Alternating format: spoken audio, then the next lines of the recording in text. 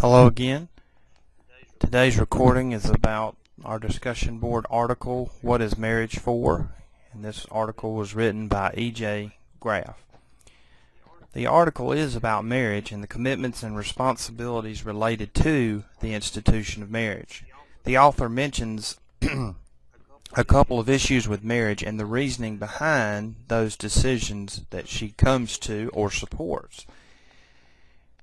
Discussed in this article are the traditional aspects of marriage, how society sees marriage today, and why individuals in society believe that marriage is still needed today.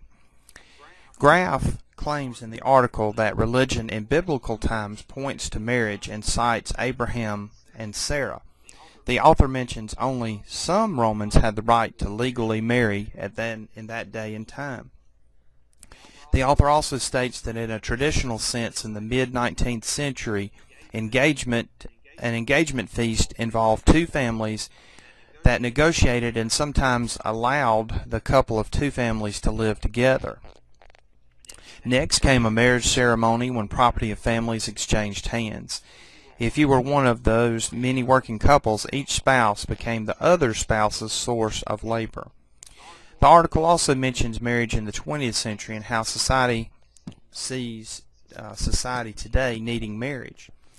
It is, as society has continued to change, so has vows and the typical view toward marriage also changed.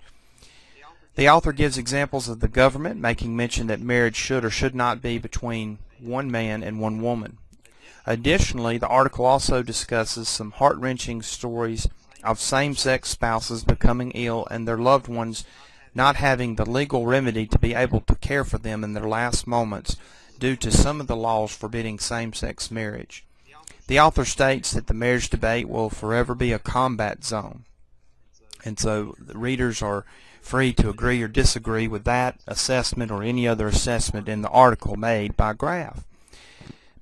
It does seem certain that this will be a lightning rod for criticism by certain individuals, basically coming from either political motivations or religious ones. Marriage is a sensitive topic. Regardless of, though, one's political or religious affiliation, most individuals just want to pursue the right to be happy. Love to some is the epitome of happiness. What human individual has the right to say with definite certainty that I cannot love who I want to love? This is one of the questions that comes up in the article. Who has the right to condemn someone for being different, from the condemner? Who has been given a right to judge others and to point out that they have a speck in their eye when they have a log in their own?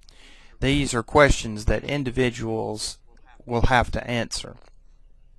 The issue of marriage, especially same-sex marriage, is a contentious issue in America today.